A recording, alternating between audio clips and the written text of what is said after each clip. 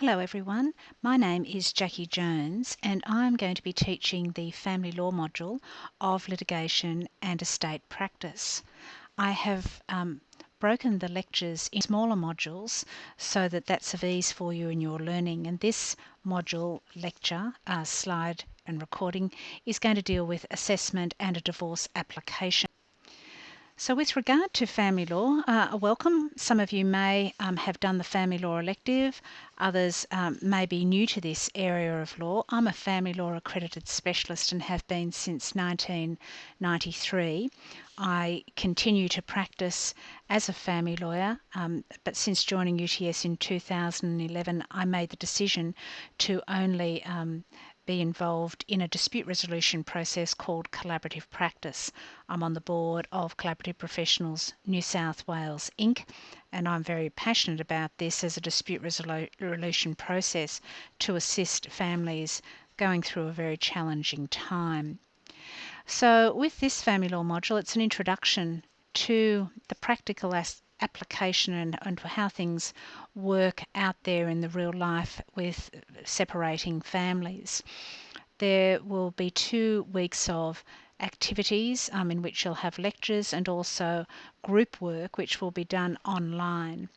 Now with your assessment, I'm going to be talking about that in some detail, but I just want a big flashing light. Just make sure that you're aware that you must participate in the 2 weeks of online activities to be eligible to appear at the court appearance as part of your assessment. Now I have posted a lot of material on UTS Online, and it really is up to you as to how much use you make of that material. There's videos, there's information, links to the family court, the Federal Circuit Court, as well as other relevant readings in this area of law. So your family law assessment just is outlined on slide 4.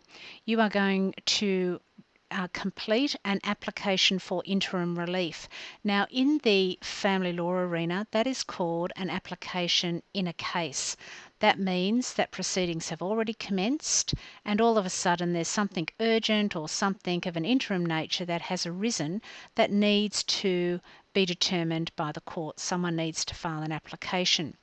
In your civil litigation component of this course, you will be familiar with the application known as a notice of motion. That's how you get back into the court arena after you have filed a statement of claim or a summons.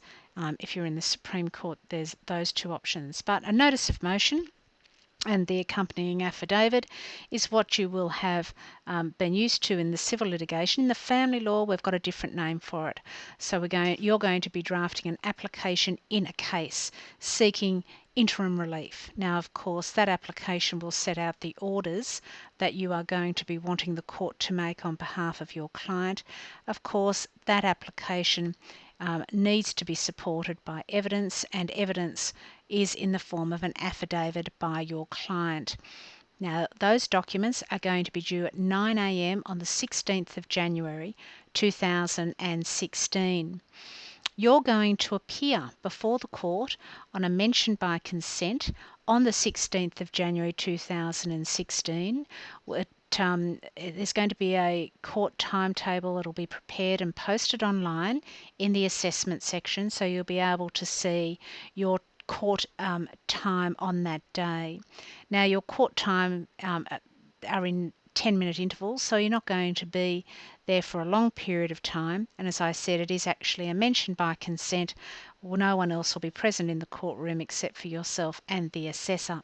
Now following that court appearance, you will then do a letter to the client as you would in practice following the court appearance, detailing to the client what happened, what were the orders made, so the client is informed about the future conduct of their matter in the court system. Now you would do that in practice even if your client came to court with you, because court can be a very intimidating and challenging time for anybody, and people going through an emotional family breakdown even more so. So their ability to retain information sometimes isn't at its highest. So we need to make sure that they do understand and have that information, that communication as to what's happening. And that's going to be submitted by you through Turnitin, and the due date is 6 p.m. 22 January 2016. Please note that penalties do apply for late submission of either your application and affidavit or your letter to the client. So there are a number of documents online for you as for your assessment, and one is the original file note when your supervising partner met with the client. So I just want you to think about this as the scenario that has happened, which is part of your assessment. You've had a client that has come in to see the firm, they've met with your supervising partner, that supervising partner has made a file note of that conference, and as a consequence of those instructions, proceedings were commenced in the Federal Circuit Court. Proceedings were, after they were commenced, documents were then served on the other side, and then your client's former partner has filed documents in the court in response to the documents filed by your client, and there have been procedural things that have happened with those applications. So an issue has then arisen. Your client has contacted your supervisor, and your supervisor has asked you to prepare an application for interim orders and an affidavit in support of those. Now you are to make a number of assumptions, and they are detailed there on slide 5. Also, in the folder as part of the assessment are instructions for the court hearing. Just more information for you to get a picture as to what's happening in this matter, so that when you do come before the court on the 16th of January, you will be able to have an understanding of what has occurred so far in this matter. Now, there is a word limit of 1,500 words, and that covers both the orders that you will draft in the interim application, the application in a case, the affidavit, and the letter. So what I'm really wanting you to do is go back to legal and professional skills. Some of you may have done it in spring or autumn of 2015. Some of you may be doing it now. In either case, you will have been listening to me give lectures in that subject about plain language, and there will be activities relating to plain language. Please use and embrace the plain language skills and learning through that subject in the application for this assessment task. It's important that you understand that with your court date, it is a mention by consent. So there is no other party there. It is just you and the assessor who will be acting as the judge. None of your fellow students will be sitting in the back of the courtroom. You can have your client there in a pretend way if you like. That's purely up to you. There's no restriction if you want that to occur or not. Important for you to look at what the court can do on its first return date, have a look at the court rules. Questions will be asked by the judicial officer, so it's important that you have an understanding of what you're wanting to achieve for the client on that day. So one of the complaints from judicial officers at the present time in the family jurisdiction is that practitioners, particularly young practitioners, are coming before the court with a lack of appreciation of what is happening in the matter.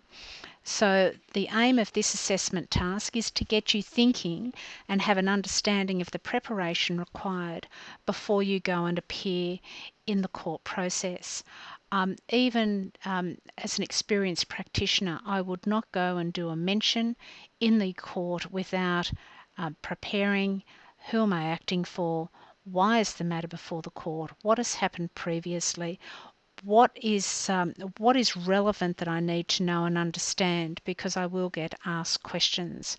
And hopefully the process of you completing an application, doing an affidavit, and then coming to the court to mention the matter by consent to adjourn the matter will enable you to obtain that information and understanding. So what is involved in family law? Well, you often hear the word divorce. Divorce for me is a bit of a bugbear because when I hear the word divorce, I think that that relates specifically to the end of a valid marriage, people applying for a divorce. It is used much more generically out there in the public, and in fact also by a number of lawyers. They talk about, oh, my client's going through a divorce. Well, if they're de facto partners, they're not going through a divorce, but what people are meaning is a breakdown and a separation. There's some important legislation, and I've detailed a number of acts there that on slide 8 that you need to just be mindful of. It is an area that is full of legislation, so just see if you can have that as a ready reference, particularly the Family Law Act and the rules, and also the Federal Circuit Court rules. Just for those of you who know nothing about the Family Court, it was very revolutionary through the Labor government, Sir Lionel Murphy. Lionel Murphy introduced the Family Law Act when he was Attorney General, and it was a totally different approach to dealing with the breakdown of the family unit. Prior to that, it was under the state legislation of the Matrimonial Causes Act, where fault was required to be established for a person to be divorced. The no-fault system came in on the 5th of January 1976.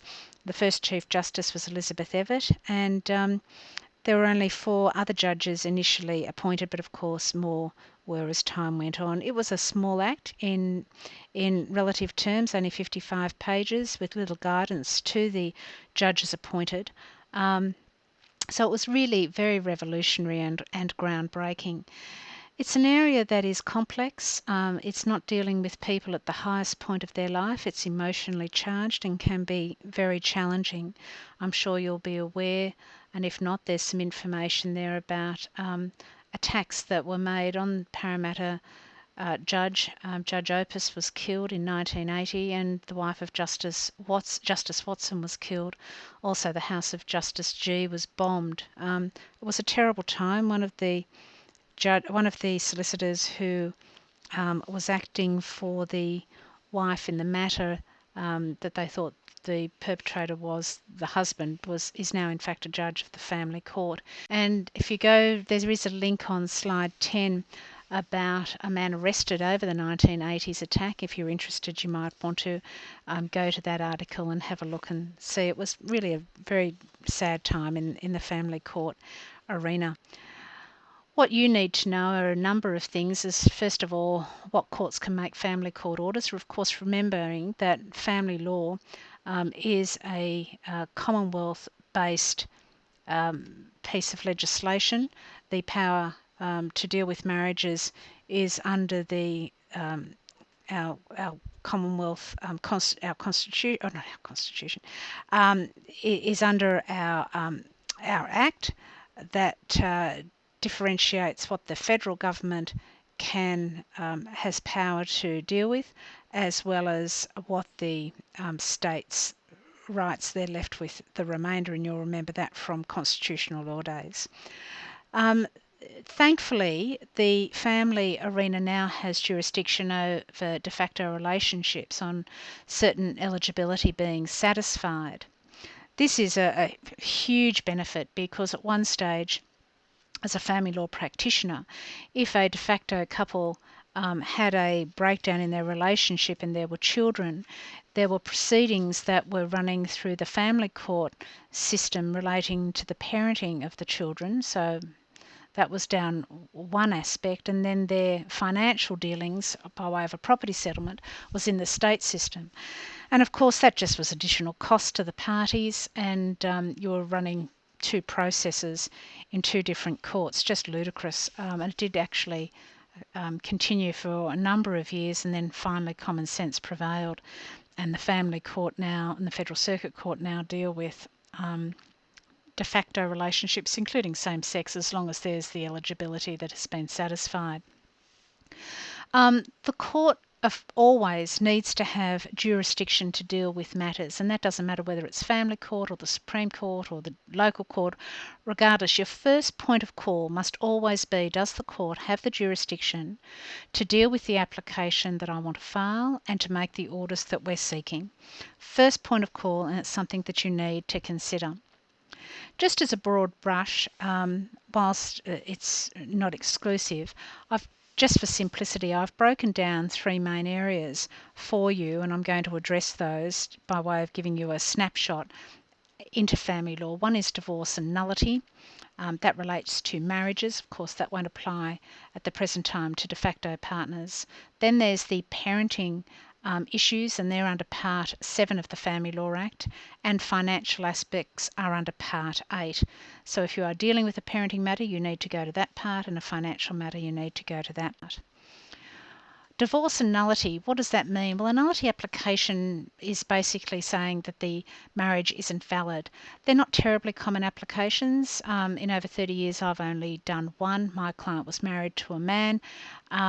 They were married in Greece, came back, they returned to Australia and were living in Australia for some period of time. She then stumbled upon a divorce order having been made in the family court in Western Australia, only to realise when she was reading the dates that he in fact was still married at the time that he married her. So therefore that was a marriage that was not valid, because he didn't have the capacity to enter into the marriage, as at that time he was already a married person. Applications for divorce are now dealt with in the Federal Circuit Court before a registrar. When I first went into practice, judges of the family court dealt with marriages. Importantly to remember that there is only one ground for a divorce in Australia. This is all based on the no-fault principle, and that is that the marriage has irretrievably broken down. And the only way to establish that is for parties to be separated for a period of at least 12 months. No other basis in Australia. It is purely irretrievable breakdown of the relationship, separation for 12 months. Parties can separate and live under the one roof, and there are provisions in the Act to allow that to occur. This is very common nowadays, particularly with economic constraints, that people are separated but continue to live under the one roof. So as a young lawyer, if you are asked to do an application for divorce, and this is a feature, please make sure you go to the Act and obtain all the necessary information, namely a corroborating affidavit by an independent third party, as well as an affidavit by your client setting out the living under the one roof circumstance. There are some time limits that relate to a divorce. If someone is married for less than 2 years, or a couple, then they do need to go to counselling and produce a certificate to be filed with the court. There is a time period between a divorce order being made and it becoming absolute. So in that bit of a period when you're divorced but you're not really divorced, that can be rescinded and the marriage can remain. Once a divorce order becomes absolute, if those parties then fall back in love again, they actually have to remarry. That's an order that cannot be rescinded. That time period can be reduced by an abridgment of time. That's not a standard document. It is just a headed up abridgment of time, and the other party consent to that time being reduced. Once a divorce order is made and it becomes absolute, if parties have not already done so, they then have 12 months to file an application with the court for a financial order, being either for an adjustment of their property interests or spousal maintenance. After that 12-month period has lapsed, they need to make an application for leave of the court to file the application. Importantly with a divorce is that it stands on its own, the application. It runs independently of an application for parenting relating to the children. It runs independently of an application for financial adjustment for property matters or financial issues relating to spousal maintenance or indeed child support. The only thing that the court is required to consider is that there is a valid marriage, that there has been an irretrievable breakdown evidenced by the 12-month period of separation. If there are children or a child of the marriage under the age of 18 years, you must look at Section 55A of the Act. It is important because the court needs to be satisfied that proper arrangements exist for the children. One aspect is don't try and wing any divorce application. You are an officer of the court. You need to make sure if you are applying for the applicant that it is attention to detail. It is not a difficult form. There is a lot of assistance by the court for self-represented parties, but importantly, if you are preparing it, take the time and have attention as to the requirements that must be met, namely all the information to be provided to the court, service of the document. It's one of these areas, though, that can be quite challenging because and certainly as a young lawyer you might find this, that you'll have a client that just doesn't want the divorce.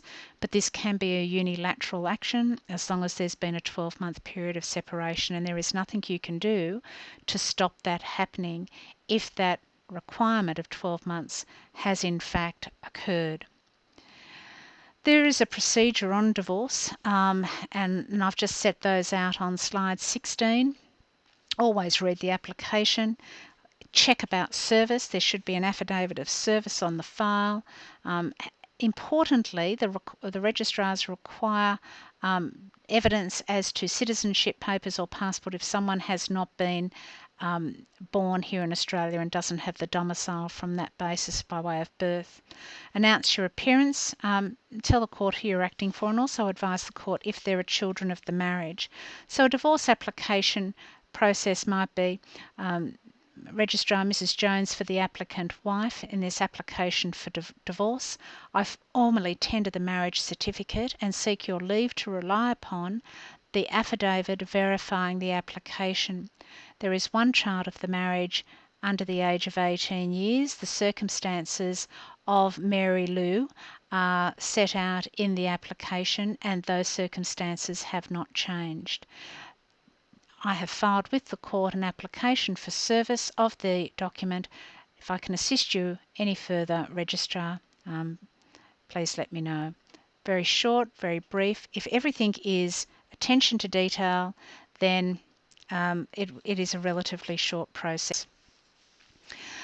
The way you represent your client in the divorce hearing will be noticed by a registrar. I've sat in the back of a court and seen a number of appalling representations for clients going through a divorce application by young and old practitioners. It really does link into your own sense of reputation and professional identity. If the client is with you, make sure that they understand and know what is going to happen. It is often an emotional time for them. Some of them approach a divorce with joy. I once had a lady who wore a totally white outfit, lacy white outfit, white shoes. And I said, "Oh, that's very lovely." She said, "Well, I was married in white. I'm going to get divorced in white," which worked for her. And I had another lady in divorce application, and I walked around the corner, and there she was, a picture of pink. And she was a rather large lady, but she had pink shoes and a very bright pink dress. And I said to her something along the lines of, "Oh, you're bright today." And she looked at me. She was an American lady, and she looked at me and she said, "He hates pink." So that was her way of going to the divorce hearing in something that he didn't like. I have actually posted in the lecture folder a YouTube clip from the family court on a divorce application. It's for self-represented parties, but as a young graduate, I think it gives you a really good idea of the process that's involved to actually going through filing, serving a divorce application and what the court is looking for. So you might find that useful. And that's the end of this first module of lecture 1. Thank you.